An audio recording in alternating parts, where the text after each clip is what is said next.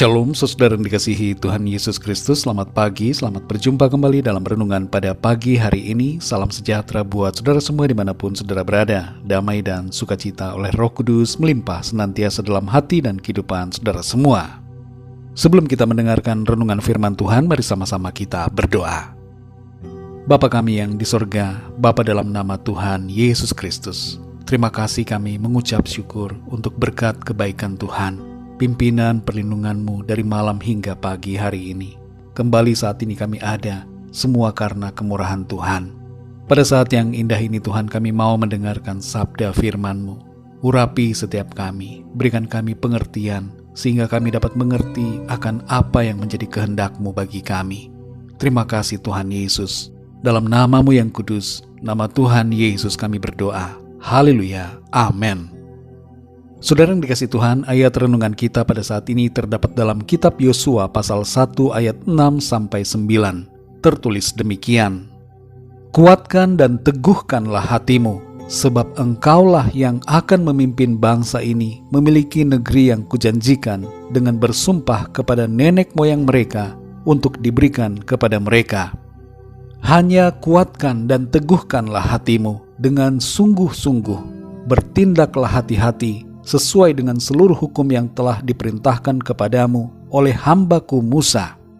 Janganlah menyimpang ke kanan atau ke kiri, supaya engkau beruntung kemanapun engkau pergi. Janganlah engkau lupa memperkatakan kitab Taurat ini, tetapi renungkanlah itu siang dan malam, supaya engkau bertindak hati-hati sesuai dengan segala yang tertulis di dalamnya. Sebab dengan demikian perjalananmu akan berhasil dan engkau akan beruntung. Bukankah telah kuperintahkan kepadamu, kuatkan dan teguhkanlah hatimu, janganlah kecut dan tawar hati, sebab Tuhan Allahmu menyertai engkau kemanapun engkau pergi. Saudara yang dikasihi Tuhan, Nabi Musa pada akhirnya mati di atas gunung dan Tuhan membuat tidak seorang pun dapat menemukan mayatnya, supaya jangan tubuh atau makamnya dijadikan berhala baru oleh bangsa Israel, sehingga mereka berdoa kepada Musa dan bukan berdoa kepada Tuhan. Setelah kematian Musa, Yosua menggantikan peran kepemimpinannya. Saatnya bagi Yosua untuk memimpin bangsa Israel masuk ke tanah perjanjian.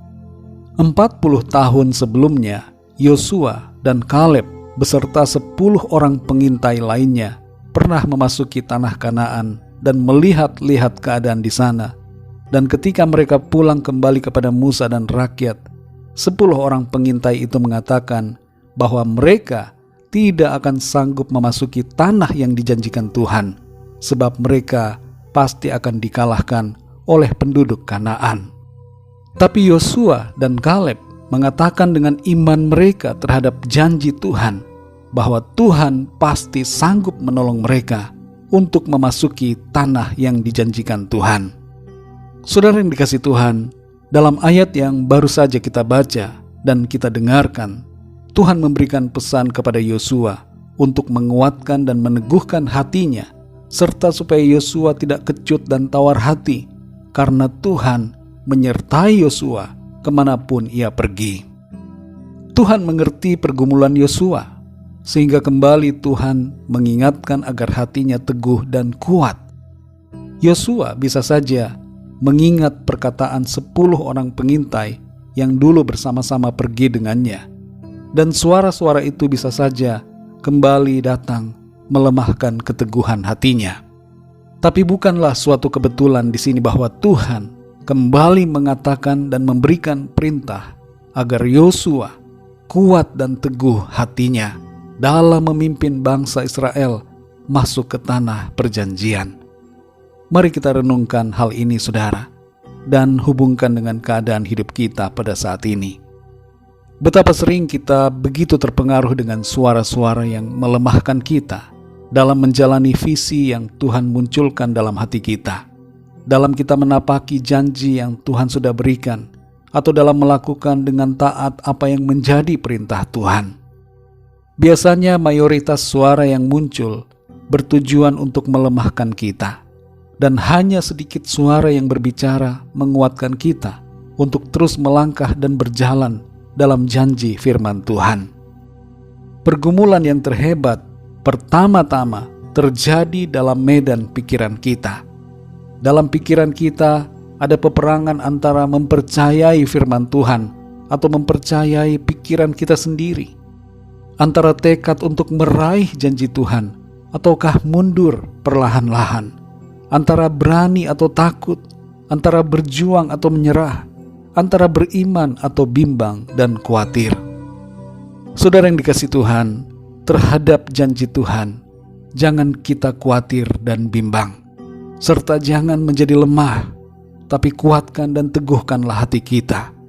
Jangan kita kecut dan tawar hati. Sekalipun ada tantangan yang harus kita hadapi, kita pasti mampu untuk menjalani dan mengatasi semuanya dengan kekuatan kuasa Tuhan.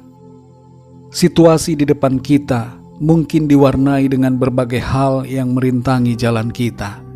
Tapi ketahuilah ini saudara, bahwa segala perkara dapat kita tanggung di dalam Tuhan yang memberikan kekuatan kepada kita.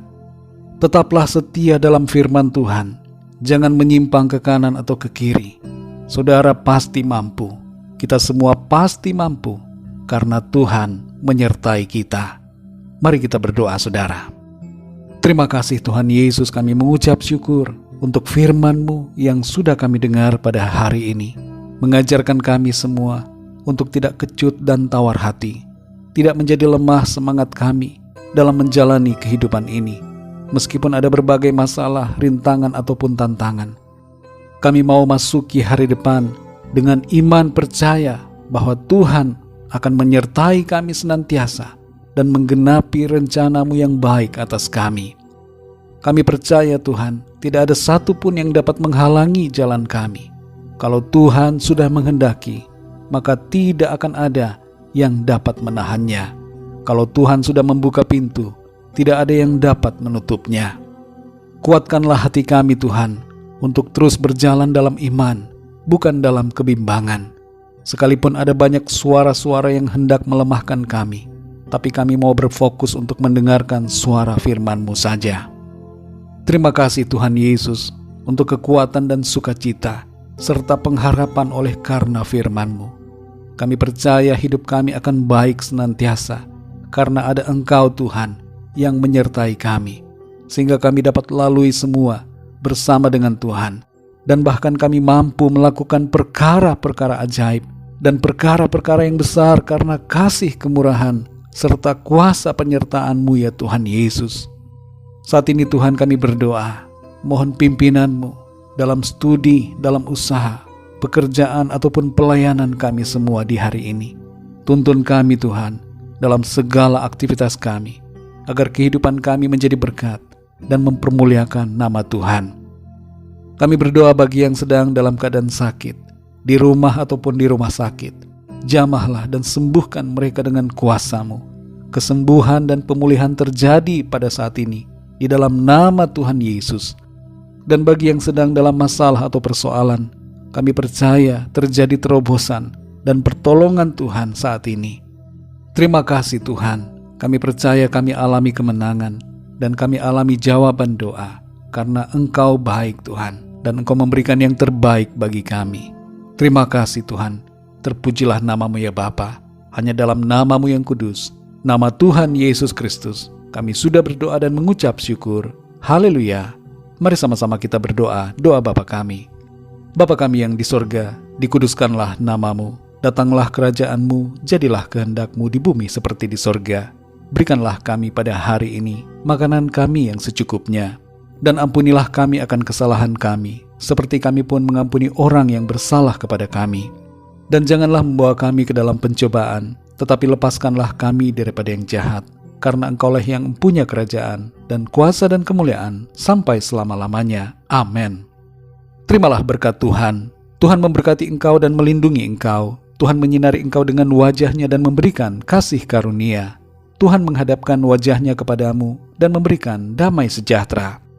Berkat anugerah dari Bapa Surgawi, cinta kasih karunia dari Tuhan Yesus Kristus, dalam persekutuan dan penghiburan Roh Kudus, menyertai kita semua, sekarang ini dan sampai selama-lamanya. Dalam berkat nama Tuhan Yesus Kristus, Haleluya. Amin. Puji Tuhan, saudara yang dikasihi Tuhan, saya percaya firman Tuhan menjadi berkat dan kekuatan buat saudara semua, dan Roh Kudus akan menolong saudara untuk lebih lagi memahami kebenaran firman Tuhan. Tuhan Yesus memberkati saudara semua. Sampai jumpa dalam renungan yang berikutnya. Haleluya.